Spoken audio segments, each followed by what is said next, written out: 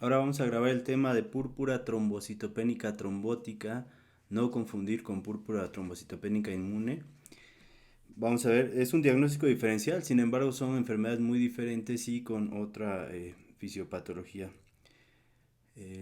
Nuevamente les recuerdo, estudiamos estas tres estructuras para trombosis o para hemorragias. Vamos otra vez con un caso de plaquetas.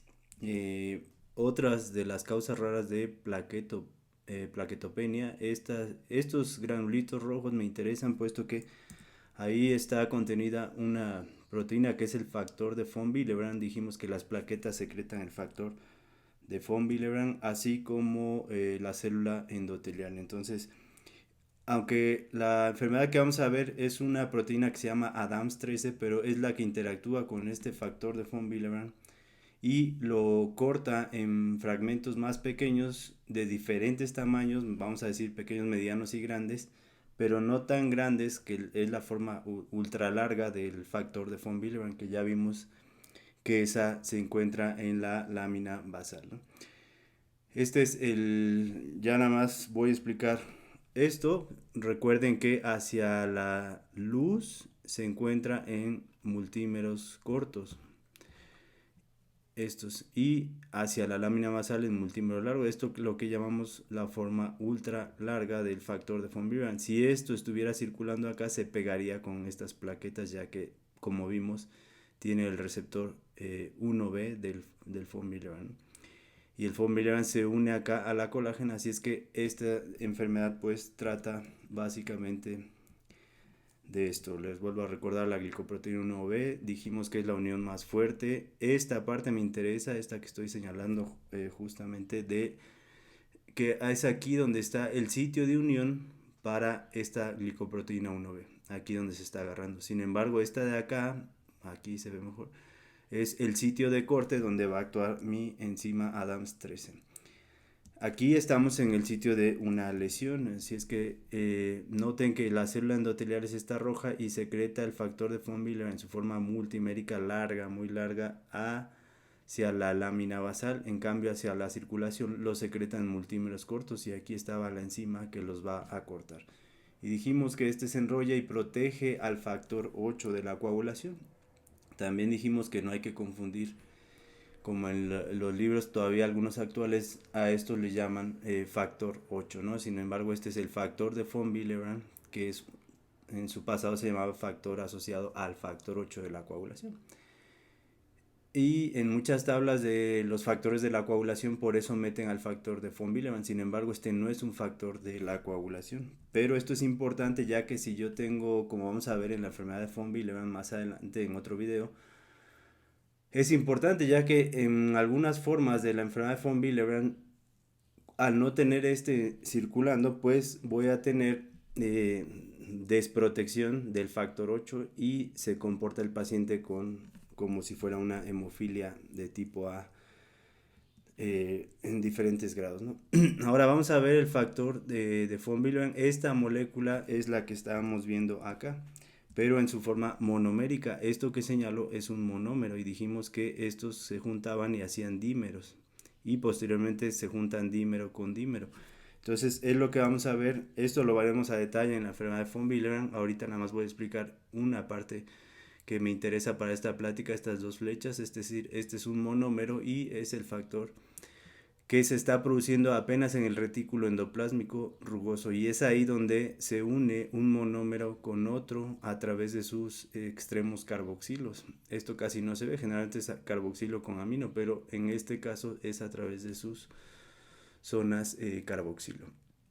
Y una vez teniendo estos dímeros, pasan al Golgi y ahí se unen dímero con dímero y otro dímero hasta formar esa forma ultra larga del factor de von Willebrand, y es ahí ya del aparato de Golgi pasa a gránulos de secreción, que en el caso de las células endoteliales son los cuerpos de Weibel-Palade. En el caso de las plaquetas son esos gránulos rojos que les enseñé, los famosos gránulos alfa. Entonces este factor de von Willebrand va a ser secretado en su forma multimérica larga hacia la lámina basal, pero hacia la circulación es aquí donde la enzima ADAMS13 va a cortar esas zonas que les señalé hace rato. Y en el caso de las plaquetas, pues no lo vamos a ocupar, puesto que la plaqueta lo secreta en su forma ultra larga, pero en lesiones profundas. Pero aquí no es tanto que haya una lesión, aquí el problema es de un defecto de esta proteína ADAMS13 que no lo va a poder cortar. Entonces vean aquí, para que ya esto ya no lo voy a volver a repetir, la zona, sobre todo la A1 y la A2. La zona A1, que es la que les mostré ahorita, donde se unía la glicoproteína 1B, y enseguida está la zona donde corta la ADAMS3, el sitio de clivaje, es la A2. Por ejemplo, la A3 se une a la colágena, el DD3, el sitio DD3, D'3. Eso lo veremos cuando veamos enfermedad de von Willebrand. Sin embargo, esta parte es la que protege al factor 8 de la coagulación. Todo esto no lo voy a escribir ahorita, me interesan estos dos puntos, es decir, en resumen, recordar que este sitio es para la unión. Si esto sale a circular en esta forma ultra larga, pues este sitio está expuesto y las plaquetas tienen el receptor 1B, las que están circulando y se pegarán aquí. Por eso es importante que esta enzima ADAMS13 lo corte aquí en diferentes tamaños para que entre a circular. Este se enrolla y se oculta este sitio A1 y las plaquetas que están circulando ya no se pueden unir al factor de von Willebrand en su forma circulante, que son multímeros también, pero muy cortos, a diferencia del de abajo, que es la forma ultra larga. Entonces recordar este punto, que básicamente ahí se centra la fisiopatología de esta enfermedad. Aquí de manera esquemática les muestro estos gránulos que les decía, que esta es una célula endotelial. Entonces la de la plaqueta no hablaremos. Estos son los gránulos que vienen del aparato de Golgi, se fusionan a la membrana, a la superficie de la célula endotelial. Acá estaría la circulación. Y el gránulo de Weibel-Palade se fusiona para secretar estos multímeros, que aquí se ven largos, pero aquí a la salida hay una enzima que los va a cortar en estas formas más pequeñas y que son las que protegen al factor 8, ¿no? Este es el factor de von Willebrand en su forma multimérica corta, y este multimérico largo es secretado hacia acá abajo, del otro lado de la célula endotelial, hacia la lámina basal. Entonces esto es la famosa secreción del factor de von Willebrand hacia la luz del vaso, y como ahí tengo plaquetas circulando, es importante que se enrollen para evitar esta unión. Entonces, ¿qué es la púrpura trombocitopénica trombótica? Su nombre lo dice, púrpura porque los pacientes pues tienen lesiones petequiales o purpúricas, tienen baja de plaquetas debido al consumo, algo así parecido a la coagulación intravascular diseminada. Sin embargo, esta forma es muy similar, pero es un tipo de coagulación localizada, no tan diseminada. Generalmente afecta más órganos puntuales que ahorita veremos, y trombótica, puesto que al pegostearse de esas plaquetas dentro de los vasos sanguíneos, similar a una coagulación intravascular diseminada, pues forma trombos principalmente arteriales, arterias pequeñas, metaarteriolas, arteriolas y a veces capilares. Por eso este grupo de enfermedades también entra como lo que llamamos anemias microangiopáticas, que pues son bastantes, nada más que en la literatura siempre se mete a esta y al síndrome urémico hemolítico, ¿no? Sin embargo, la coagulación intravascular diseminada es otra forma. El síndrome de HELP, cuando veamos los temas de gineco, también es otra forma, que de hecho es lo que quiere decir HELP, ¿no? Que después lo veremos. Entonces, en esta enfermedad pues está...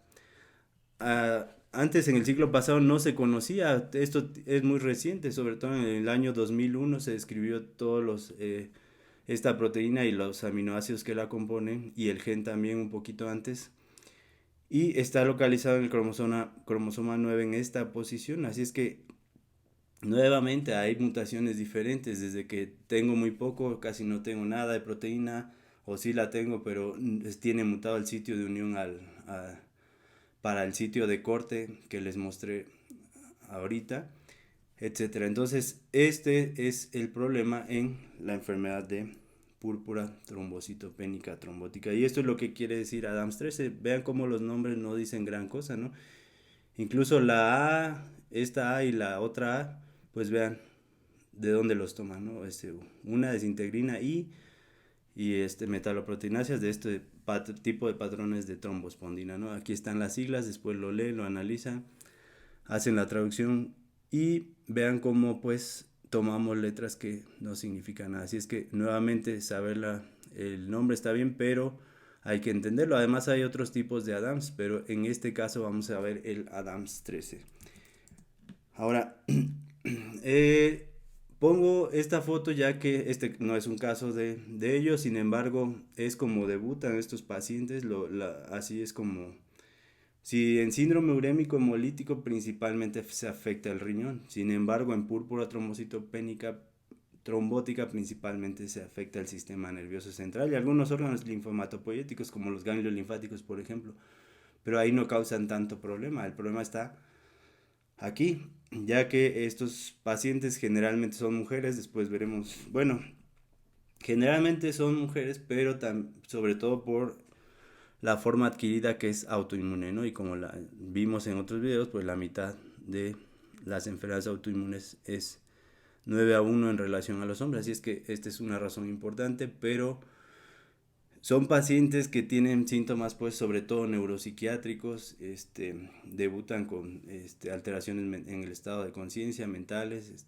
confusiones, etcétera, estados de precoma, a veces hasta llegar a estados de coma. De hecho, el primer paciente que se describió es una mujer muy joven, de 16 años, si no mal recuerdo, un tal Moscovich en 1924 en la ciudad de Nueva York, en el hospital de Beth Israel.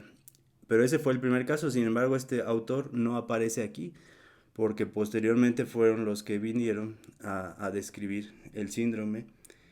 Eso fue en 1924 y en 1960 Schulman describió otro caso similar, pero ese fue una mujer de 8 años.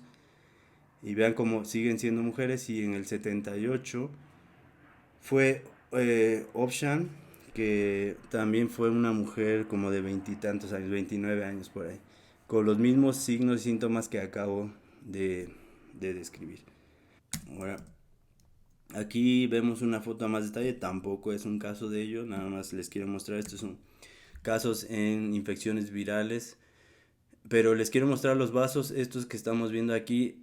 Ahí estos no están afectados, estos vasos están permeables, son de mayor calibre, aunque vamos a ver que a veces se afecta. Sin embargo, vean los puntos, son más pequeños. Esto, les repito, es viral, pero algo similar se vería en esto, ¿no? Es una lesión multifocal, se empiezan a formar microtrombos más ricos en plaquetas que en fibrina, a diferencia de la coagulación intravascular diseminada. Y vamos a ver el por qué. Porque son pues enfermedades parecidas pero con ciertas diferencias. Y vean todos esos puntos más rojos que son los microtrombos que llegamos a ver en estas lesiones. Ahora, esta proteína se produce en el hígado, es plasmática también. Aquí están sus concentraciones, más o menos en 0.7 a 14 microgramos por mililitro en un día más o menos, es decir, para mantener una actividad ideal de la proteína, sobre todo en lesiones, pues necesitamos estas concentraciones y al parecer es producida por estas células de hito, estos fibroblastos que viven en el espacio de Dis entre célula endotelial y hepatocitos. Y esto se ha demostrado incluso con técnicas de inmunohistoquímica o con otras técnicas de fluorescencia más sensibles. Aquí les vuelvo a recordar el espacio de Dis, la línea café es la célula endotelial, lo gris son los hepatocitos. Entonces este espacio blanco es el espacio de Dis, aquí se ve mucho mejor el cordón de hepatocitos y la célula endotelial. Aquí es donde vive esa célula de hito, ¿no? Entre línea café y cordón gris. Aquí se ve muy bien el espacio D, sin embargo quiero que vean este.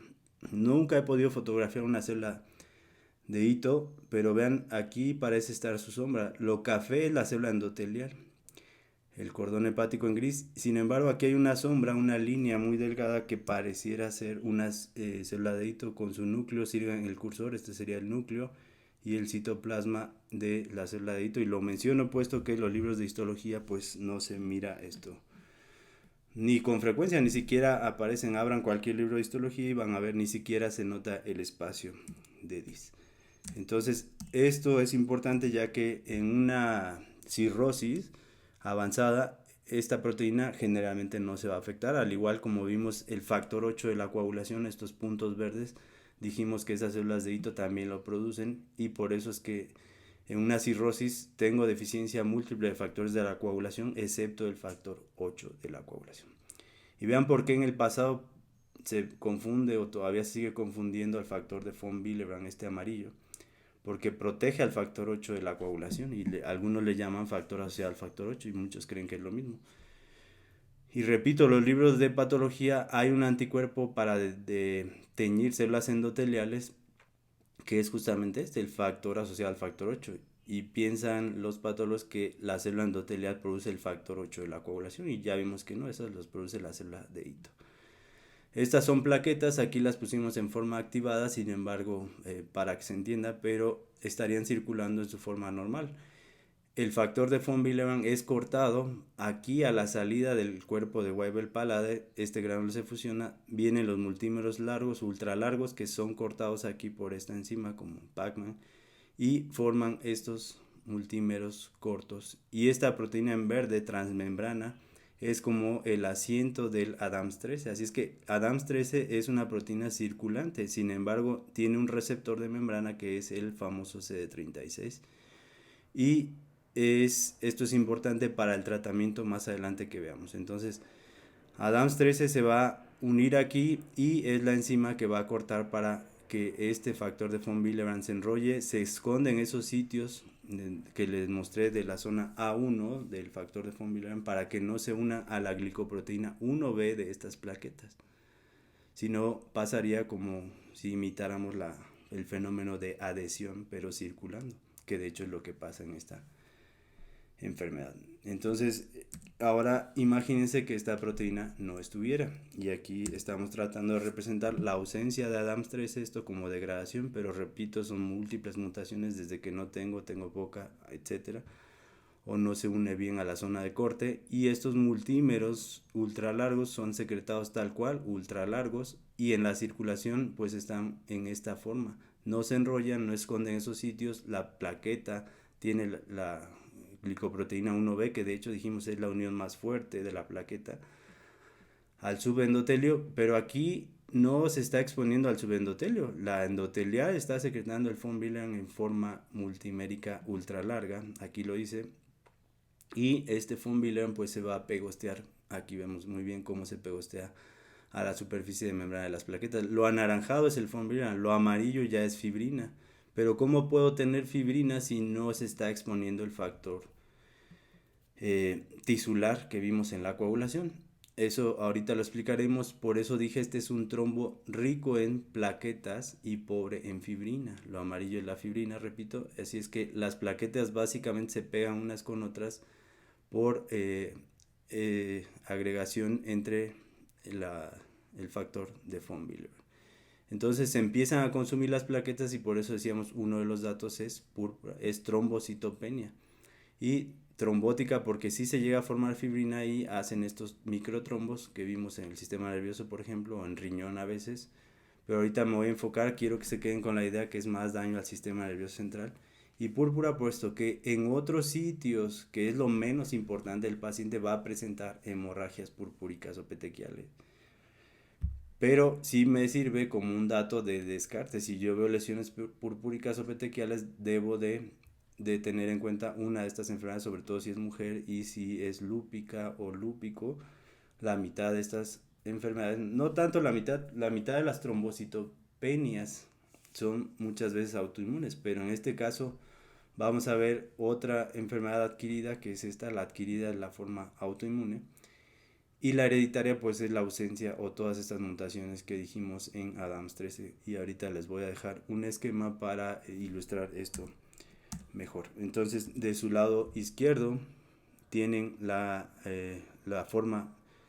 deficiencia de actividad en el plasma de esta proteína, no está circulando, no se asienta aquí en el CD36 y pasa esto que acabamos de decir, y esto es lo que conocemos como el síndrome de Upshan-Schulman, ¿no? Que es lo que les decía, Schulman lo describió por ahí de 1960 y Upshan por ahí de 1978, ¿no? Y el anterior que no aparece, que a mi parecer debería también estar aquí, puesto que fue la primera descripción en 1928. Entonces esta es la forma hereditaria, que también se conoce así, Y de su lado derecho tenemos la forma adquirida, que le siguen llamando idiopática, pero repito, ya se conocen bien las causas, entonces recuerden, muchas cosas que llamamos antiguamente idiopático, hoy sabemos que la mayoría son autoinmunes, ¿no? En otras enfermedades también pasa. Entonces aquí vemos una IgG dirigido contra esta proteína, acá la ausencia de la proteína. Entonces esto es lo que vamos a ver más frecuente en nuestra práctica clínica, puesto que lúpicos hay bastantes y una de tantas pues va a ser esta, porque la literatura inicia diciendo que es una enfermedad rara, sí, pero ¿cuál? Pues sobre todo se refieren a esta, ¿no? Y no es tan rara, pero como siempre les digo, el médico la hace más rara, puesto que siempre estudiamos lo frecuente y dejamos de lado lo que dicen que es raro, ¿no? Y es más raro puesto que lo llevamos nosotros al límite de no existir, por no estudiarla, y al no estudiarla no la diagnosticamos. Entonces, la forma adquirida son autoanticuerpos contra la proteína ADAMS13. Entonces, si tengo menos del 10% de actividad de esta proteína es cuando yo empiezo con los síntomas. Sobre todo menos del 20-25. Todavía el 10 ya es una forma un poco más grave, así es que cuando yo administre tratamiento, la actividad la debo llevar sobre todo arriba del 25-30% de esta proteína para evitar. Y es una urgencia el tratamiento, porque estas pacientes, generalmente mujeres, se mueren, o el grado extremo es que muchas son llevadas a hospitales psiquiátricos, y incluso sus familiares piensan pues que están mal porque hay formas crónicas de esta enfermedad que no tienen una actividad ahí entre el 10-20%, y desarrollan la forma crónica y tienen actividad de neuropsiquiátrica, y las comienzan a llevar con a este tipo de hospitales, y el paciente fallece ahí. Y esto es importante puesto que también los pacientes con lupus van a tener púrpura trombocitopénica inmune o autoinmune, y ahí tengo otros datos. Y como también los lúpicos debutan con daño neurológico, se pueden también parecer estas enfermedades. Pero no, una cosa es el neurolupus, y otra cosa es que yo forme estos microtrombos en la circulación del sistema nervioso y tenga este daño. Y no solo ahí, también se forman infartos del corazón o infartos de otros órganos importantes, como el riñón también veremos, y a veces afección del riñón, puesto que la célula endotelial del riñón y la del sistema nervioso central es de lo que más ocupan. Hay experimentos muy interesantes en animales donde demuestran esto, pero pareciera ser esta la respuesta de por qué estos dos órganos son los más dañados: sistema nervioso central y riñón. Recordar, lo anaranjado es el factor de von Willebrand, lo amarillo ya es fibrina. Ahora, ¿por qué se forma fibrina si no hay factor tisular? Pues se han descrito estas micropartículas patológicas. Estas derivan, son pedacitos de membrana que derivan de básicamente de monocitos y de plaquetas afectadas por esto, y patológicamente sobreexpresan factor tisular. Esto también sucede en coagulación intravascular diseminada. No se los mencioné puesto que ahí no es tan importante, porque ahí la fibrina se forma directo por la célula endotelial, ya vimos que es la que expresaba el factor tisular. Sin embargo, aquí sí me parece importante mencionarlo, puesto que no hay otra forma de explicar por qué llegan a tener fibrina estos pacientes, y por eso dije es un trombo rico en plaquetas pero pobre en fibrina. Así es que estas micropartículas patológicas expresan el factor tisular. Llegamos a este punto de la protromina y convertimos al fibrinógeno circulante en fibrina, y es lo que estábamos viendo en el esquema. Entonces se ha descrito, o antiguamente se describió, esta pentada clínica que aquí tienen los 5 datos, tanto de laboratorio como clínicos, es decir, la famosa anemia hemolítica microangiopática. Si yo puedo ver la parte clínica, la palidez en el paciente, en las formas crónicas sobre todo, o a veces debutan bruscamente, pero antes de llegar a palidez pues fallecen de trombosis en algunos órganos, sobre todo el sistema nervioso central, y la presencia en el laboratorio en el frotis de los esquizocitos, como vimos en cita. Obviamente la trombocitopenia por consumo y daños a estos dos órganos, ¿no? Riñón y cerebro, y fiebre, que esto yo lo cambiaría mejor por microtrombos arteriales o arteriolares, ¿no? Que aunque se afectan estos dos órganos, con microtrombosis se afecta también corazón u otros. Así es que la fiebre pues es inespecífica, y la fiebre ya vimos que puede haber en neoplasias por las mismas interleucinas, en alergias, o sea, no por fuerza es algo infeccioso. Así es que esto mejor cámbienlo por microtrombos, porque no es un dato que me ayude. O sea, esto sí, de hecho, si yo encuentro trombocitopenia y esquizocitos, debo de pensar en coagulación intravascular diseminada, en gel, en síndrome urémico hemolítico, en púrpura trombocitopénica trombótica, entre otras. Pero esto tiene que ser, la clínica es lo que me va a dar la respuesta. En SIT, pues yo voy a tener un paciente con sepsis o con una leucemia promielocítica, etcétera, lo que vimos en coagulación intravascular diseminada. En cambio, en esta voy a tener más datos neuropsiquiátricos que renales. En cambio, en síndrome urémico hemolítico voy a tener más falla renal asociado a esa toxina de Shiga, es decir, con el antecedente de un cuadro diarreico, generalmente de 2 semanas atrás. Entonces, es importante estos datos clínicos para sospechar la enfermedad, y lo demás es muy fácil. Con el laboratorio y la clínica hago el diagnóstico, ¿no? Y les digo, recuerden, mujer, joven, con datos neuropsiquiátricos, que debuta abruptamente o en las formas crónicas que se va poniendo, y no tomarlos pues como pacientes, porque muchos hasta están tomando ansiolíticos o antidepresivos y resulta que es una forma de estas, ¿no? Entonces hay que medir la actividad de esta proteína, y les vuelvo a pasar esta foto. En cerebro no vamos a ver esto, es difícil, generalmente son esos microtrombos que les mostraba en la otra foto. Estos los vamos a reservar para cuando bajan los factores de la coagulación. Repito, generalmente en esta enfermedad vamos a ver esto, ¿no? Por eso se llama púrpura, por estas lesiones petequiales. Ahora, aquí les vuelvo a pasar otra foto un poco más limpia, donde vemos la fibrina, y estas redonditas les repito que son plaquetas para los que creen que es artificio, y vean cómo están pegadas justo a la fibrina.